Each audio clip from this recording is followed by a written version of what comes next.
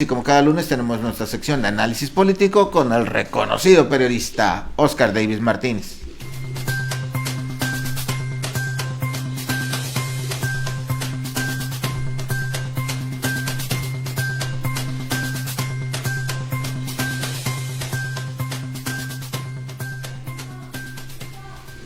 Oscar Davis, buenos días. Evaristo, público de Cadena Sur, buenos días.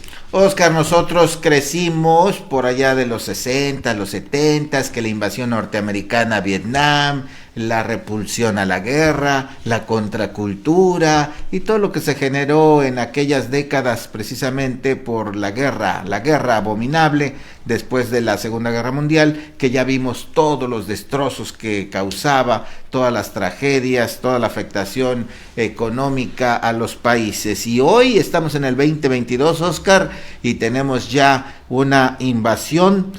Rusia invade a Ucrania. Las consecuencias pues serán seguramente un poquito diferentes, pero más graves para todo el planeta.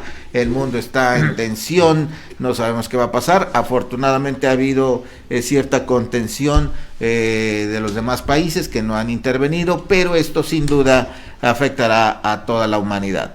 Sí, de hecho ya intervinieron dos países, aunque no son propiamente soberanos porque están influidos por la esfera rusa, pero Chechenia de ayer anunció que mandaba tropas y Bielorrusia dijo que seguirá prestando su territorio para los ataques. Entonces son tres países contra uno, que es Ucrania, que a su vez recibe ayuda económica y ya también con armas de lo que es Europa Occidental, Estados Unidos, Canadá, Nueva Zelanda, Australia. Claro, esa ayuda todavía no se materializa por las distancias, por los trámites, lo que tú quieras, pero es una guerra que originalmente la rebajaba Rusia a operación militar, como quien mandas a limpiar algún rincón de tu casa, pero pues bueno, ya las naciones lo han catalogado como guerra, porque esas catalogaciones traen consecuencias jurídicas y políticas y todo lo demás. Entonces ahora sí ya no hay ambajes así de que puede o no puede ser una guerra, es una invasión. Lo estamos viendo, mira. Sí. Fíjate. Helicópteros, armas, soldados, tanques, o sea, es sorprendente esto, aunque hemos visto decenas, cientos de películas de guerra, pues esto es la vida real, ¿no? Exacto, y la vida real significa que la batalla decisiva no es Rusia contra Ucrania, sino lo que va a hacerse después de que esto termine. Las sanciones económicas que las naciones occidentales le han puesto a Rusia ya comenzaron a tomar, a reflejarse en la economía. Hoy lunes, bueno, allá ya está terminando, ya debe ser de noche, pero en Moscú la autoridad estatal tuvo que duplicar las tasas de interés del 9.2 al 20% para tratar de frenar la fuga de divisas provocada por todas las medidas. O sea, estamos hablando que las medidas económicas golpean a la población, más que al gobierno, a la población. Rusia tiene reservas estratégicas de más de 600 mil millones de dólares, pero también con las medidas que le han aplicado, la mitad de ese dinero ya no está a su alcance porque estaba depositada en Estados Unidos, Canadá, Inglaterra, y ya fueron congeladas esas enormes cantidades de dinero.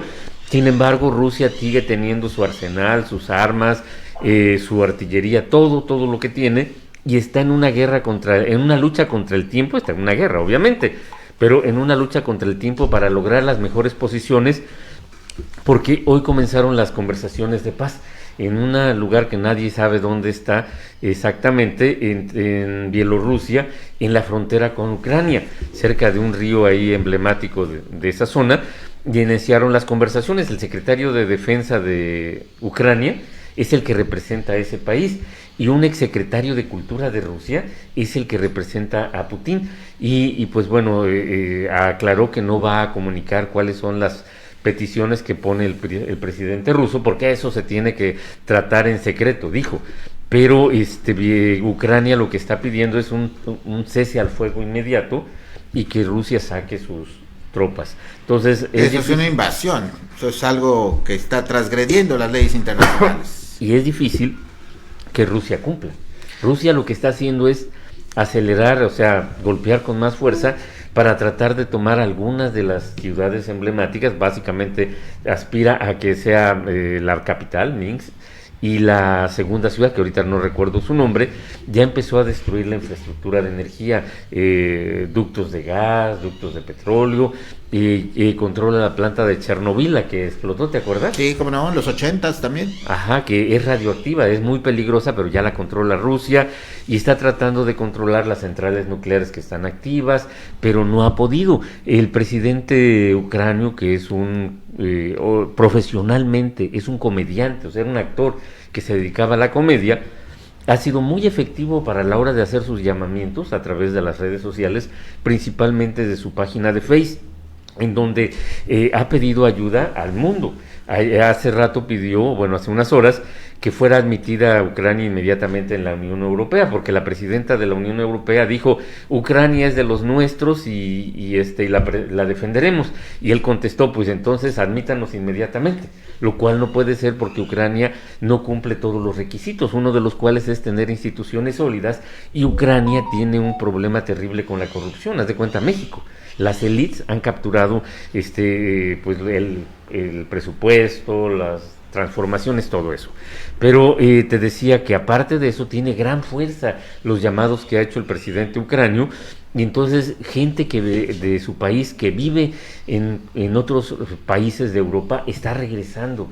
La gente ya se organizó, profesores, estudiantes, todos los demás tomaron las armas, y Ucrania, contra lo que parecía después de los 2 primeros días de guerra. Ya ves que el primer día fue velocísimo el avance, parecía una película de que los marcianos están atacando a los humanos.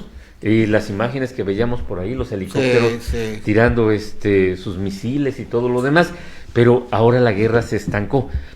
Ucrania tiene un ejército enormemente reducido comparado con el ruso, 900,000 soldados ya listos en Rusia contra 200,000 de Ucrania, de tanques, de aviones, de barcos, no hay ninguna comparación. Sin embargo, pues ya sabes tú que todos los conflictos siempre está el factor humano, y el factor humano ha hecho que Ucrania resista. Y mientras tanto, todo el equilibrio que se construyó después de la Segunda Guerra Mundial, cuando la Unión Soviética y Estados Unidos se repartieron el mundo, y se dio paso después de un mundo de 2 potencias a un mundo multilateral, que es en el que estábamos hasta que Putin atacó. Todo eso es lo que se está desmoronando y está siendo cuestionado, y no sabemos a dónde van a ir. ¿Qué va a pasar en México por la guerra? Muchísimas cosas. Ucrania y Rusia nos surten de granos, de cereales. El gas lo surte para casi toda Europa Rusia. Ya subió de precio, no han dejado de surtir el gas, pero ya cada vez es más difícil. Y va a llegar un momento en que se te pueda cortar el suministro, ¿no? Sí, y entonces el gas va a subir de precio, como te acuerdas cuando pasó en México el año pasado, sí, por una nevada en Estados Unidos que aquí subió. Se congelaba ahí. Ajá, dejaron no había abasto. Y bueno, en los gobiernos de Peña Nieto, de Felipe Calderón y de Vicente Fox, nos hicieron creer la ilusión de que las centrales españolas de ciclo combinado, que trabajan solo con gas, eran lo mejor de lo mejor, pero nos dijeron que teníamos que comprar el gas afuera. O la gasolina, por ejemplo, la Premium, México no produce Premium. Todo la compra afuera, y produce también una parte de gasolina de la verde, Magna, ¿no? Sí, Magna. Entonces pues todo esto va a subir de precio. Oscar, el tema es muy amplio, entendemos que estos conflictos son viejos, lo más reciente que sabemos es de 2014, ¿no? Que comenzó todo este asunto, y por supuesto todo es por poder, poder político, poder económico de Rusia. Dicen que pues quiere recuperar la Unión Soviética, la ya extinta, en fin. El tema es de que esto nos va a afectar a todos, debemos estar al pendiente. Te decía yo que nosotros vivíamos o escuchábamos, ¿no? de Vietnam y la condena, y pues nomás escuchábamos, pero ahora podemos verlo, ¿no? Casi sentirlo. Después de que ocurre, así es. O en vivo. Y los efectos nos van a llegar tarde que temprano. Así es que esperemos que estas pláticas de negociación pues den frutos, den resultados, porque vea usted cómo está viviendo la gente allá. Y lo más grave es que se podría generalizar el conflicto, y ahí sí ya no sabemos qué pueda pasar. Así es que interesante el tema, Oscar, lo seguiremos comentando, lo seguiremos de cerca. Por lo pronto pues nos has actualizado sobre el asunto.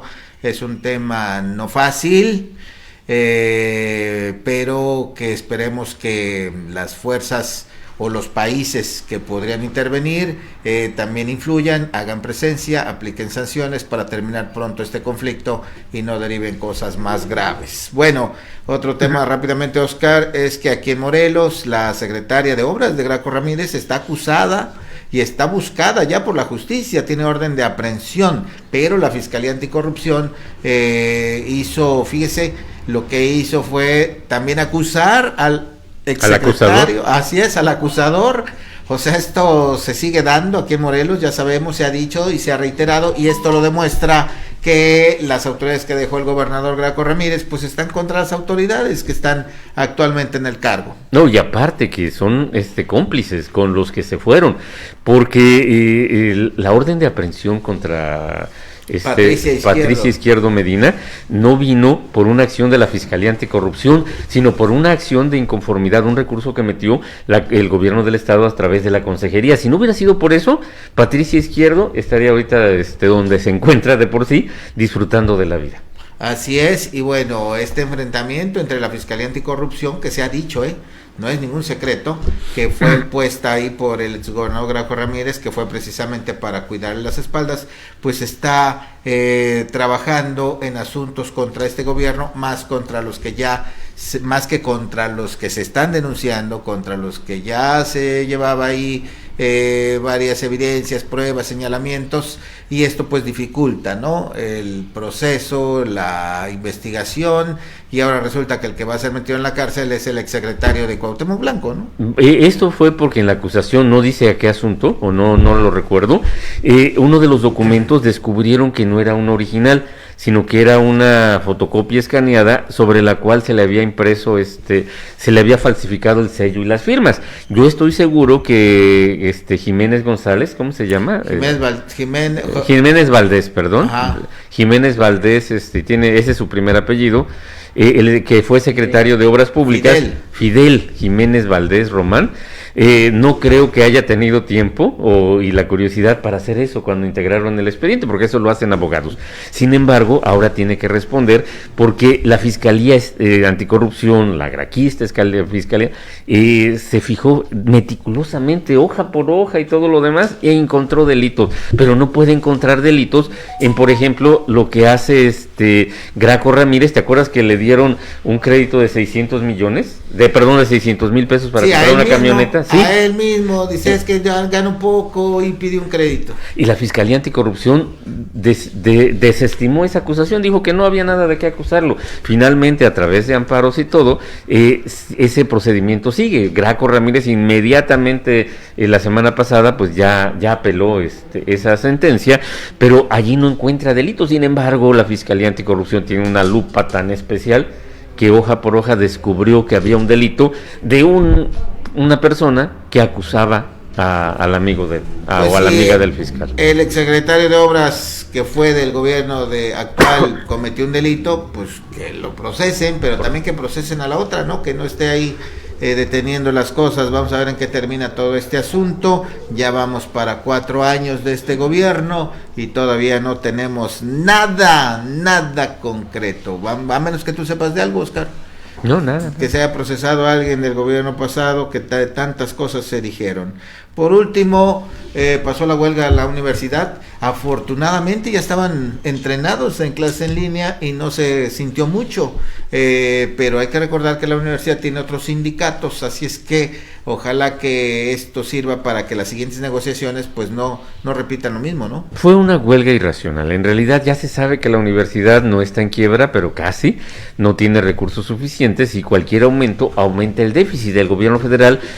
Cada diciembre hay que estarle rogando con mucha anticipación para que en diciembre libere los recursos del déficit, y de allí no han pasado los últimos 5 años. No había ninguna razón para tratar de ir encima de eso. Creo que el sindicato de trabajadores académicos, que no va a hacer huelga, pues va a haber un ajuste, no sé, pero difícilmente habría otro paro. Pero lo inusual de esta huelga, Evaristo, es que por primera vez en la historia de Morelos una huelga perdió su razón de ser. La huelga busca paralizar las actividades, la producción, para que las partes, el capital y el trabajo lleguen a un acuerdo. Sin embargo, aunque no es un patrón en cuanto a una empresa privada, la universidad, pero sus actividades sustantivas son la academia, o sea, enseñar, la divulgación la investigación y la extensión. Si acaso la extensión se detuvo, pero ya se había detenido por la pandemia. Entonces, nada de lo sustancial de la universidad se detuvo porque tú dijiste, la experiencia y la posibilidad de las clases en líneas. Entonces, ojalá y no haya irracionalidad también, como la hubo con los trabajadores administrativos, a la hora de que los académicos negocien.